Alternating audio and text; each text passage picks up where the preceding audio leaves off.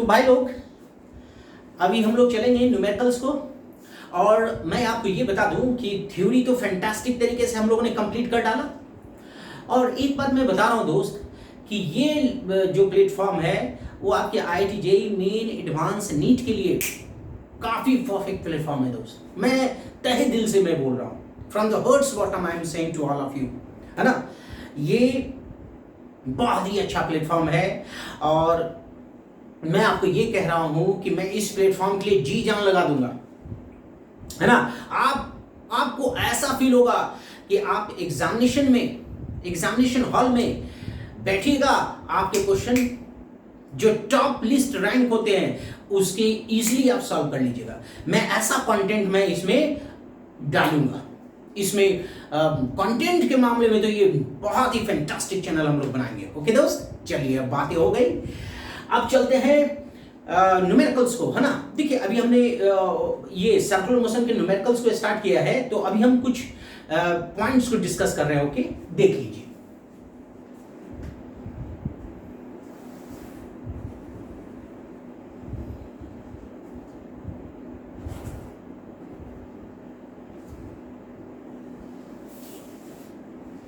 देखिए ये point of suspension है, ये हॉरिजॉन्टली मैं थ्रेड को रखा हूं और यहां से रिलीज किया, तो कुछ कुछ पॉइंट्स हमको निकालने हैं। जैसे ये इसका 90 डिग्री जो मोशन होगा उसके इस पॉइंट पर सपोज कीजिए ये थीटा है, वर्टिकल के साथ ये कितना एंगल बनाया दोस्त, थीटा, ये बॉल।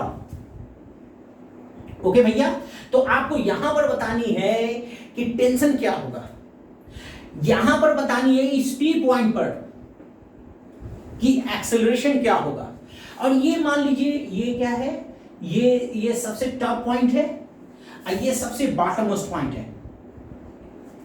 तो अभी वेरी फर्स्ट हमको निकालना है P पॉइंट पर टेंशन और P पॉइंट पर एक्सेलरेशन। तो आप देखिए ये यहां पर हमको एक टेंजेंट खींचना पड़ रहा है, टेंजेंट समझाने के लिए मैं खींच रहा हूं। और आप ये देखिए इस वर्टिकल सर्कुलर मोशन में दो फोर्सेस लग रहे हैं भाई साहब, बड़े भाई। दो फोर्स कौन कौन लग रहे हैं, एक लग रहे हैं भैया टेंशन और एक लगा रहा है पृथ्वी, अर्थ ऐसे लगाएगा, ऐसे mg।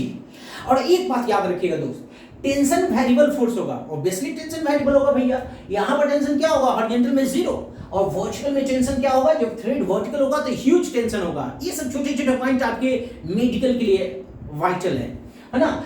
तो अभी हम लोग को क्या करना है, और वेलोसिटी किधर डायरेक्टेड होगा, टेंजेंशियली। क्यों वेलोसिटी टेंजेंशियली डायरेक्टेड होगा, क्योंकि देखिए ये सर्कुलर मोशन है ना, तो वेलोसिटी टेंजेंशियली डायरेक्टेड होगा यार। अब देखिए आपको क्या निकालनी है, इसको ऐसे प्रोजेक्ट कर लीजिए, ये होगा थीटा। तो आप ये बताइए हमें क्या क्या निकालना है भैया, फर्स्ट टेंशन निकालनी है। तो टेंशन कैसे निकालेंगे, तो ये बताइए अर्थ का इधर क्यों इफेक्ट कितना होगा, तो जिससे थीटा जुड़ा होता है ना वो कितना होता है, mg cos थीटा। और टेंजेंशियली कितना होगा, ईस्ट और अर्थ कितना फोर्स लगाएगी, mg sin थीटा। और ईस्ट और कौन लगाएगा, ईस्ट और पॉइंट ऑफ सस्पेंशन लगाएगा, यहां से यहां पर एक हमने ये नेल कहिए या कोई कील है यहां पर वर्टिकल वॉल में, है ना। तो एक इस पर दो फोर्स लग रहे हैं, टेंशन और mg। लेकिन टेंशन जो है वो वेरिएबल फोर्स है, या टेंशन अपने आप को चेंज करता जा रहा है, लेकिन mg का मैग्नीट्यूड चेंज नहीं हो रहा है, mg all the time vertical लग रहा है। तो दो फोर्सेस लग रहे हैं वर्टिकल सर्कुलर मोशन में। अब देखिए आगे क्या निकालना है, इसको यहां पर चल रहे हैं। अब हमें ये निकालना है टेंशन क्या होगा। तो अब ये देखिए ये ऐसे चला गया, तो अब ये देखिए ये जो टेंजेंट है ये स्ट्रेट लाइन है, स्ट्रेट लाइन के ऊपर गया कि नीचे गया, ये ऊपर चला गया, यानी टेंशन का फोर्स बड़ा होगा। तो टेंशन माइनस, और पीछे की ओर कौन लगा रहा है, टेंशन के अपोजिट कौन लगा रहा है, अर्थ। तो tension minus mg cos theta. तो आप ये बताइए ये आपको ये रेडियली इनवर्ड है और ये रेडियली आउटवर्ड है, तो नेट फोर्स इनवर्ड कितना लगा, tension minus mg cos theta. अब आप ये बताइए tension minus mg cos theta लगा तो ये टेंजेंट के ऊपर चला गया, देखिए टेंजेंट के ऊपर यानी टेंशन बड़ा होगा mg cos थीटा छोटा होगा। तो न्यूटन साहब क्या बोलते हैं कि जो फोर्स आया वो कितने के बराबर होगा, mv स्क्वायर बाई r क्या है, थ्रेड की लंबाई मतलब लेंथ हो जाएगा। चलिए ये आपका फर्स्ट इक्वेशन हो गया, हमको टेंशन निकालनी है, टेंशन के लिए हमको स्पीड चाहिए। अब देखिए एक बात आप करते हैं, यहां पर एक बात करते हैं दोस्त, जैसे ये सर्कल है, हमेशा याद रखिएगा, देखिए सैटेलाइट अर्थ के चारों ओर घूमता है, या आर्टिफिशियल सैटेलाइट कह दीजिए। तो जो सैटेलाइट होते हैं ना, उस पर सैटेलाइट पर जो फोर्स लगता है ग्रेविटेशनल फोर्स, उस पर ग्रेविटेशनल फोर्स, एक मिनट इसको ऐसे बताते हैं, रुकिए।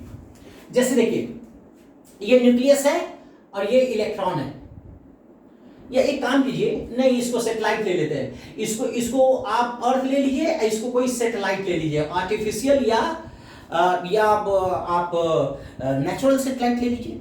अब आप ये देखिए सैटेलाइट जो है एक फोर्स फील कर रहा है gmm/r², ग्रेविटेशनल फोर्स, लेकिन ये फोर्स रास्ता के परपेंडिकुलर लग रहा है। तो एक बात याद रखिएगा, जो फोर्स रास्ता के परपेंडिकुलर हो, एक बार फिर, जो फोर्स रास्ता के मोशन के रास्ता के परपेंडिकुलर हो, वो फोर्स उस सैटेलाइट को ना ही एनर्जी दे सकता है ना ही उससे एनर्जी ले सकता है। समझ के बात, क्योंकि एनर्जी इक्वल टू क्या होता है, एनर्जी इक्वल टू क्या होता है, F डॉट S। तो अगर फोर्स और डिस्प्लेसमेंट के बीच में Fs cos थीटा हुआ, ये मैं आगे बताऊंगा। Fs cos थीटा मतलब अगर थीटा 90 डिग्री हो तो F dot Fs cos theta क्या हो जाएगा, cos 90 क्या हो जाएगा भैया, cos 90 क्या हो जाएगा, 0, यानी एनर्जी क्या हो जाएगा, 0। तो अब एक बात ध्यान रखिएगा, वो फोर्स जो 90 डिग्री पर लगे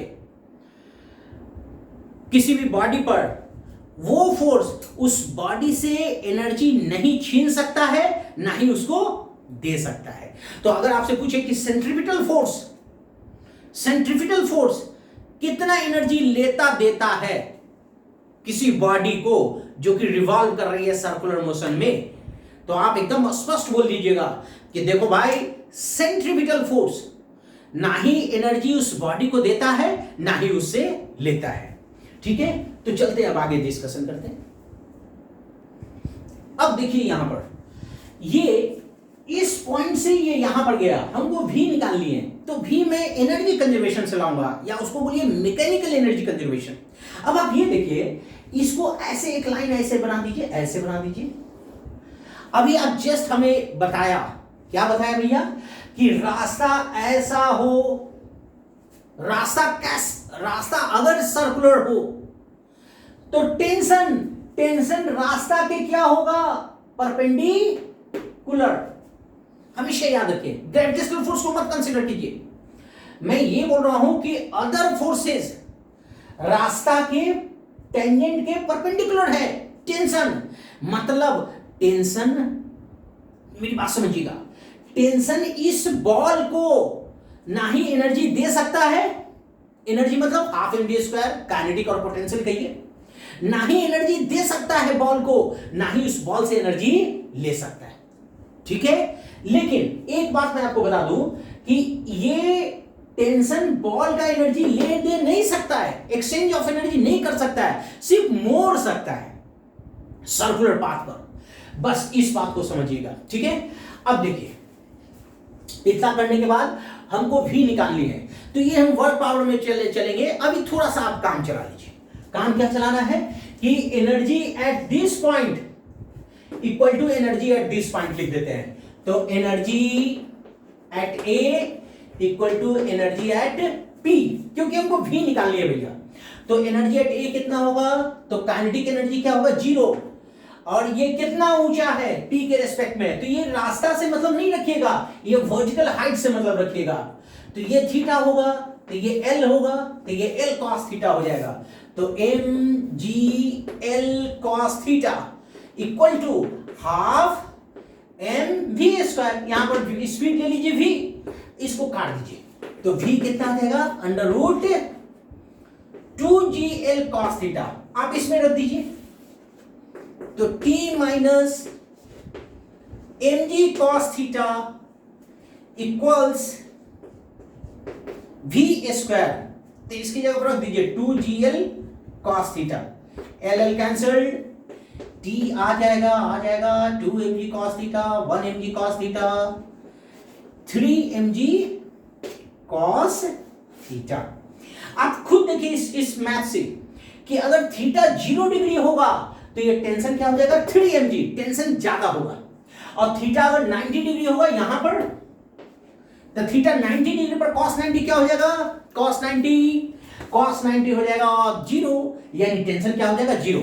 यानी ये जो 3mg cos थीटा ये सेल्फ एक्सप्लेनेटरी है, ये सब कुछ हमें बता दे रहा है कि किस एंगल पर कितना टेंशन होगा, बस कितना टेंशन होगा। हाँ, अब चलिए ये समझ गए। अब हमको आगे चलना है, एक्सेलरेशन निकालना है। चलिए तो एक्सेलरेशन निकालते हैं।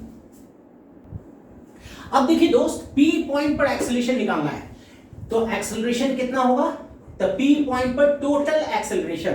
तो ये देखिए इस P पॉइंट पर दो एक्सेलरेशन होंगे बड़े भाई। एक क्या होगा, एक अर्थ का इधर की ओर, और कॉमन सेंस लगाइए दोस्त, इसकी वेलोसिटी सर्कल पर बढ़ते जा रही है और बढ़ते बढ़ते बी पॉइंट पर, लोएस्ट मोस्ट पॉइंट पर बहुत हाई स्पीड हो गया दोस्त, स्पीड बढ़ता जा रहा है। इसका मतलब यह है कि यहां पर, मेरा बात को समझिए, यहां पर इस डायरेक्शन में एक्सेलरेशन होगा, क्योंकि जिस डायरेक्शन में स्पीड वेलोसिटी बढ़ेगा, मैग्नीट्यूड, उस डायरेक्शन में होना ही है एक्सेलरेशन। तो एक एक्सेलरेशन इधर होगा, कितना होगा भैया, g cos, और इधर कितना होगा, g sin theta. First acceleration tangential acceleration होगा g sin थीटा।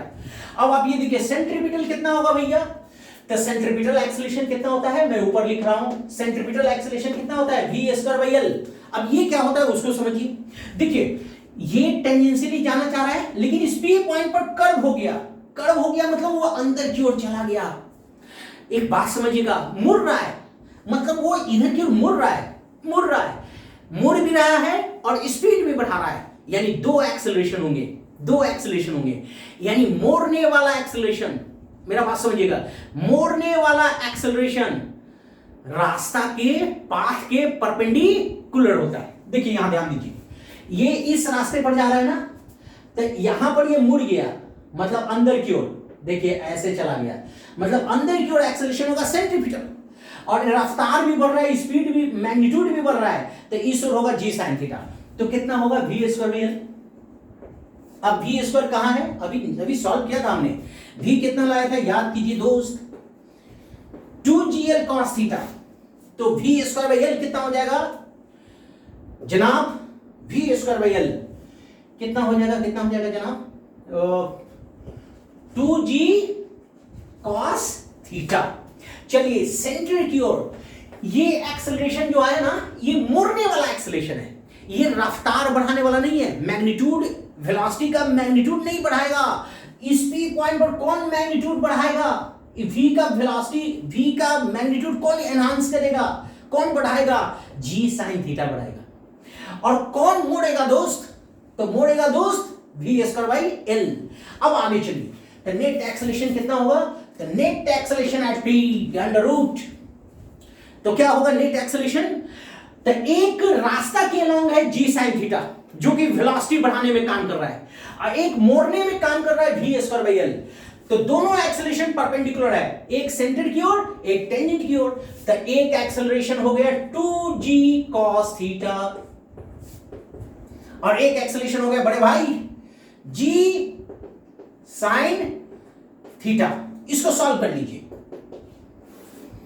तो इसको सॉल्व करेंगे तो कितना आ जाएगा, 4g square cos square theta plus g square sin square theta. g को बाहर कीजिए जी, और ये 4 cos square theta, 4 cos square को लिख सकते हैं 3 cos square theta plus cos square theta, और इस sin स्क्वायर थीटा से 1 हो जाएगा।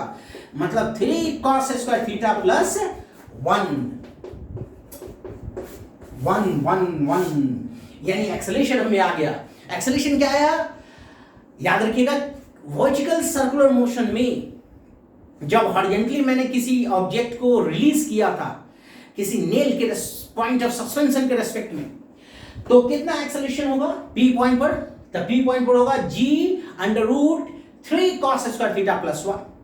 फिर टेंशन कितना होगा, तो टेंशन अभी हमने जस्ट डिराइव किया था 3 mg cos थीटा। तो ये बेसिक डिस्कशन है। अब हम आगे चलते हैं, आप देख लीजिए दोस्त।